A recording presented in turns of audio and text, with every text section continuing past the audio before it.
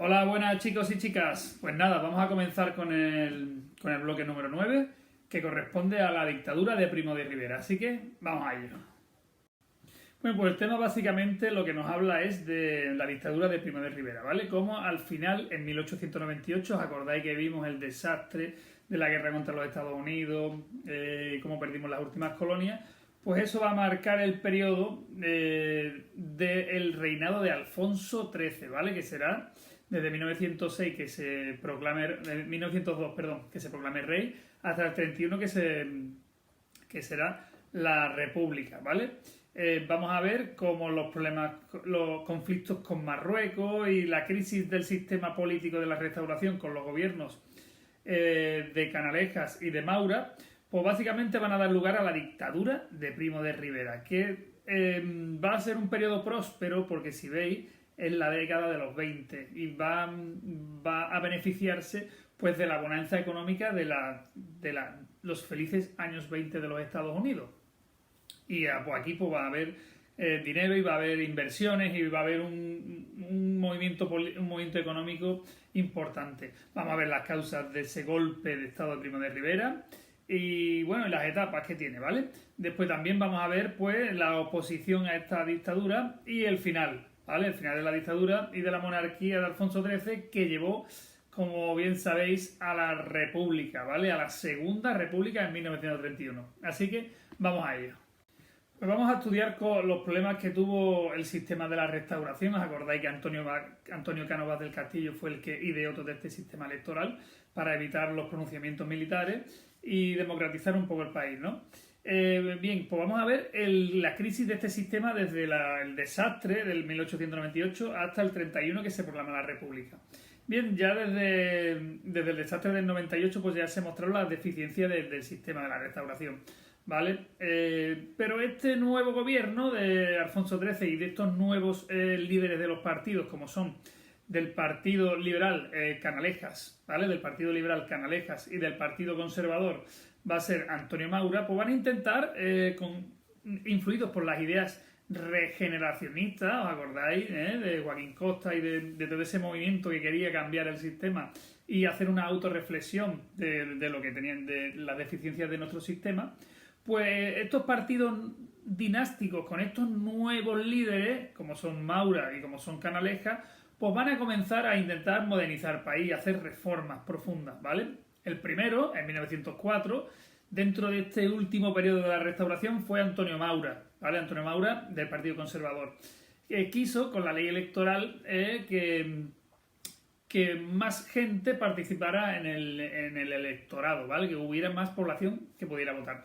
Por eso puso la ley electoral de 1907, ¿vale? Impuso el sufragio obligatorio y los que no votaran pues tendrían que pagar un 2% al Estado. Es decir, que lo hizo básicamente obligatorio. ¿Qué es lo que va a ocurrir? Que lo que va a luchar es contra el fraude electoral, ¿vale? Así se hizo pues mucho más difícil que engañar al sistema. Bien, para estimular la agricultura, el gobierno de Maura pues promulgó la ley de colonización interior.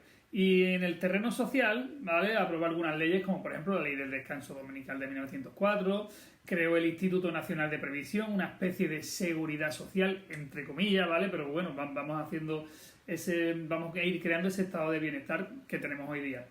Bien, en la defensa del orden público, es decir, cómo mitigaban pues las protestas, daos cuenta que ahora mismo el movimiento obrero está influyendo muchísimo en los obreros de la época, ¿vale? Está entrando el movimiento obrerista y los sindicatos, como ya vimos en temas anteriores.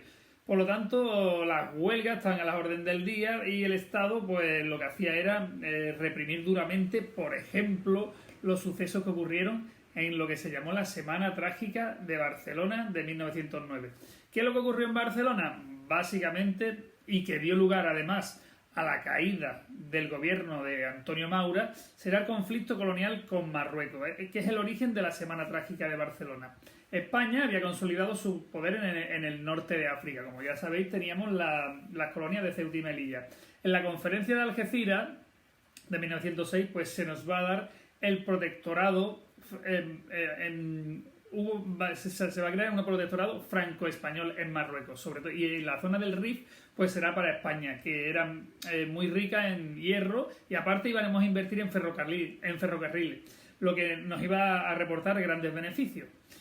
Esa zona era muy buena para España, ¿por qué? Porque nuestras colonias o nuestros territorios de Ceuta y Melilla pues iban a estar protegidos por ese territorio del protectorado español. Bien, esta oportunidad que nos dio la conferencia de Algeciras sería de conseguir que España volviera a ser una potencia colonial después del fracaso del 98. ¿Qué es lo que ocurrió? Pues que a los rifeños, a los marroquíes, ¿vale? Pues no les gustó la idea, ¿vale? Y empezaron a protestar y a ser hostiles con los españoles que había allí. Por lo tanto, España, ¿qué es lo que hizo? Pues subir el número de soldados. ¿Y a quién llamó? ¿A qué soldados llamó? A los que estaban en la reserva, los reservistas. Esta gente pues había hecho el servicio militar y pues tenía su familia, ¿vale? Estaban casados, con hijos, en fin, que no tenían en ningún momento el pensamiento de ir allí a Marruecos, ¿no? A batirse el cobre allí con los rifeños. ¿Qué es lo que va a ocurrir? Que en Barcelona pues es donde van a ir montando a estos reservistas y hubo una importante protesta popular, ¿vale? En el puerto de Barcelona, en julio de 1909, pues republicanos, anarquistas, socialistas, pues convocaron una huelga general, ¿vale? Y todo esto derivó ¿en qué? Pues en altercados gravísimos, con barricadas en las calles, enfrentamientos con el orden público, es decir, con la poli, con el ejército, ¿vale? Y explotó también con esto de que estaban los radicales anarquistas y socialistas, pues todo derivó en un sentimiento anticlerical, ¿vale? Y comenzaron a quemar iglesias, a quemar conventos, en fin, aquello fue un auténtico caos. El Estado, ¿qué es lo que decretó? Pues decretó el estado de guerra, ¿vale? Y hubo una represión del ejército durísima a todos estos que se habían rebelado en contra de la llamada, en contra del gobierno, básicamente, ¿no? Hubo un fusilamiento, ¿vale? Muy sonado en la época, que fue el del pedagogo y anarquista Ferrer y Guardia, que no tuvo nada que ver en los disturbios, ¿vale? Pero a modo de ejemplaridad, pues, ¡pum!, le fusilaron, ¿vale? Y es muy famoso, suele caer mucho en selectividad. Todo esto llevó, pues, de la Semana Trágica y este desgaste del gobierno llevó a la dimisión de Maura, como hemos dicho antes, ¿vale? Y cambió el gobierno al gobierno liberal de Canalejas, ¿vale? Bien, cambió el gobierno al gobierno liberal de Canalejas, ¿vale? Y lo que promulgaron pues fue, como ya sabéis, los liberales van a promover pues reformas sociales, ¿vale? Y limitar el poder siempre de la Iglesia, ¿eh? Por ejemplo, con la ley del candado, que lo que limitaba básicamente eran las nuevas órdenes religiosas, ¿no? Otra ley importante, sobre todo por su labor social, esto de los liberales, será la ley de reclutamiento, ¿vale? Como vimos, el problema que tuvo Maura con la Semana Trágica de Barcelona, pues vamos a ver que el servicio militar va a ser obligatorio en tiempo de guerra y que se va a quitar y se va a suprimir la redención en metálico, ¿vale? Por lo tanto, que iban a ir, todo el mundo tenía el deber de ir a la milicia y no solo los pobres, porque los ricos se lo podían pagar. También van a hacerle reformas en el ámbito laboral, van a mejorar las condiciones laborales, como por ejemplo la semana inglesa. La semana inglesa básicamente son jornadas laborales de 8 horas y termina con una jornada de 4 horas el sábado, dejando libre la tarde del sábado y el domingo completo. También la prohibición del trabajo nocturno para las mujeres, es decir, que van a hacer una labor social, como viene siempre siendo los liberales. También la ley de mancomunidades, ¿vale? Que básicamente lo que va a dar es un poco de independencia y de autonomía a una serie de diputaciones provinciales que querían unirse para tener algunas gestiones de servicios públicos. Y la única que quedó, como ya sabéis, es la Mancomunidad de Cataluña. Bien, llegamos al gobierno conservador de Eduardo Dato. Como ya sabéis, hay una avenida muy cerca de un conocido estadio de fútbol de Sevilla. Fue el estallido de la Primera Guerra Mundial, como bien sabéis, del 14 al 18, ¿vale? Y eso fue pues una auténtica oportunidad para España para mover su economía, porque como fue neutral, pues se dedicó a venderle víveres y a venderles muchísimas cosas, ¿no? Es decir, toda la gran parte de la producción fue a la exportación. Es decir, se hizo gran fortuna. Pero ¿qué es lo que ocurrió? Que al haber que toda la producción estaba destinada a vender fuera. ¿Qué es lo que ocurrió? Pues que aquí en España, pues los precios subieron y todo eso provocó un movimiento de huelga en 1917 contra la subida de los precios. Bien, ahora vamos a ver entre 1917 y 1923 que el reinado de Alfonso XIII se va a venir abajo y con ello el sistema de la restauración, ¿vale? Por una serie de medidas que están enumeradas en estos puntos, ¿lo veis? A, B, C, D, E, ¿vale? Todos estos serán los factores por el cual se va a venir abajo el sistema de la restauración. El primero fue la protesta militar.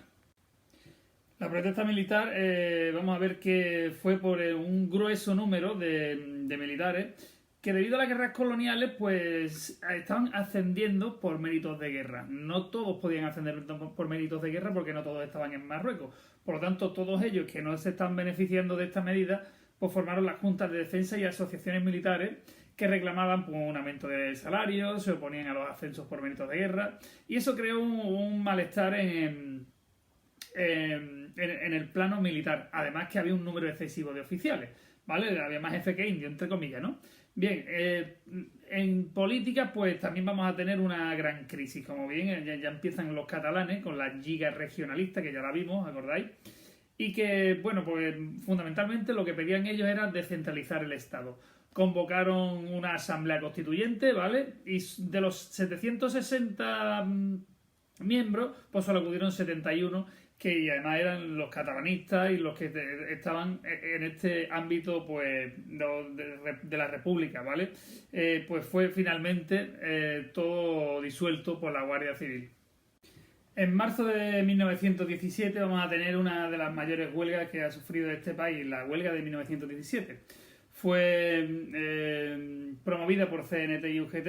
Finalmente fue la UGT la que convocó la huelga y fue secundada por muchos puntos como Madrid, Barcelona, País Vasco, Asturias, etcétera, ¿no? Y todo esto pues, provocó pues, muchas detenciones, heridos, muertos, ¿vale? Es decir, todo esto lo que va a crear es una conflictividad total en el periodo de Alfonso XIII. Bien, también hubo un periodo también de descomposición política, ya que los partidos dinásticos, ¿os acordáis, no? Que eran los monárquicos, los de Alfonso XIII, y bueno, los Borbones, ¿vale? Se fragmentaron en muchos grupúsculos, lo que era imposible, pues crear mayorías parlamentarias. Por lo tanto, entre 1918 y el 23 se sucedieron hasta 10 cambios de gobierno, es increíble. Otro de los momentos fundamentales de la desmantelación de la restauración será el triunfo, el periodo de cuando triunfó la Revolución Rusa en 1917.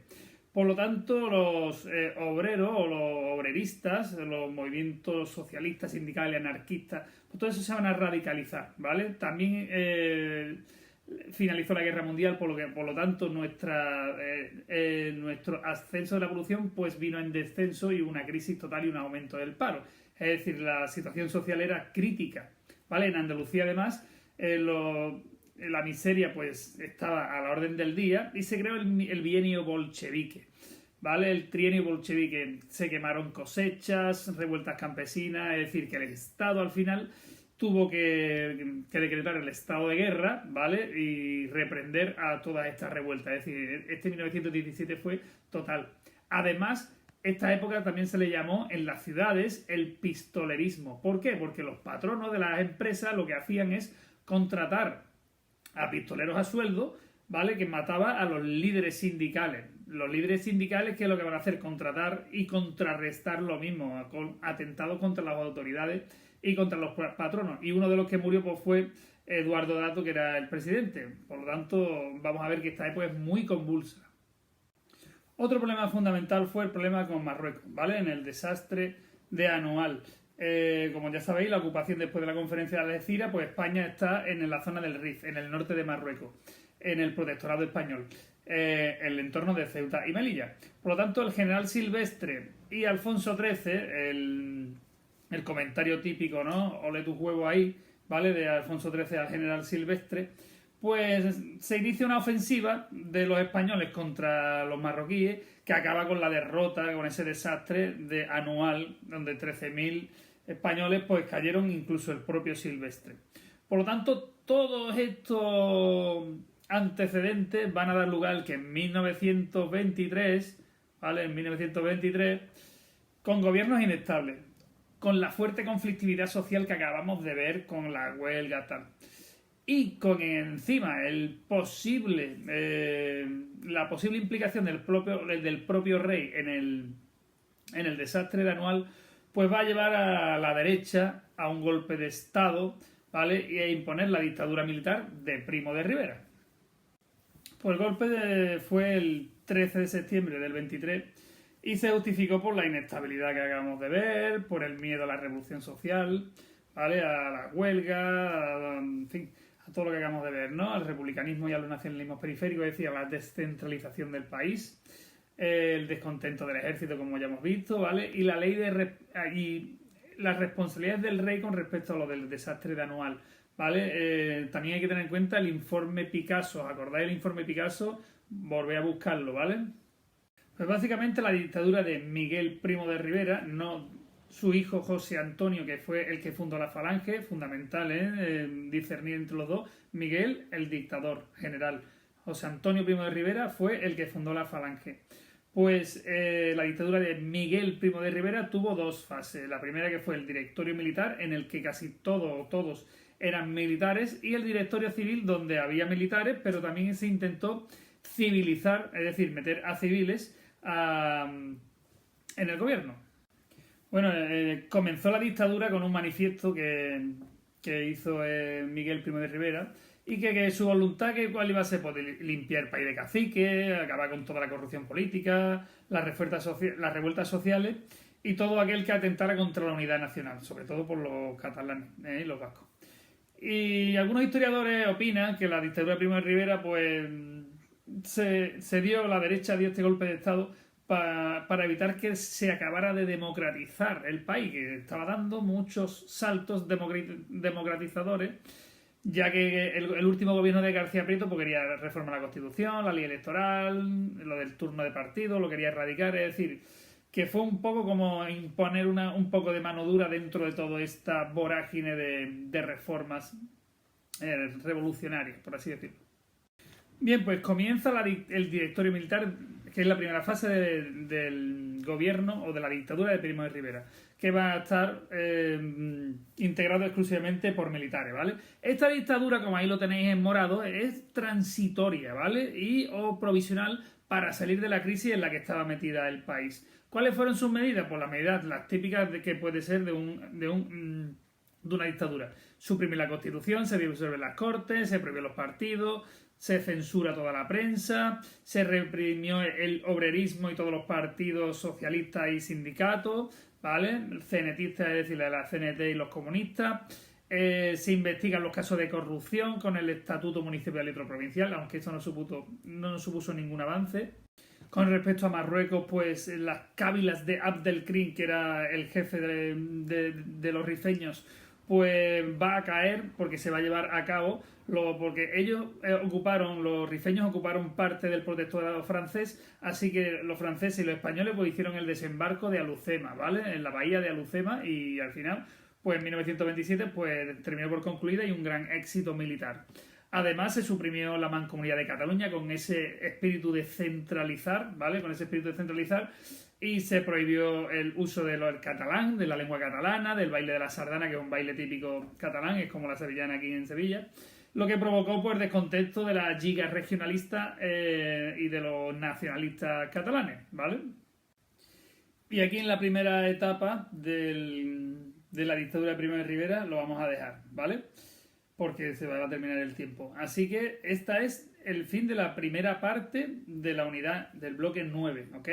Así que venga, nos vemos en la segunda parte del bloque 9. Un saludo, chicos y chicas.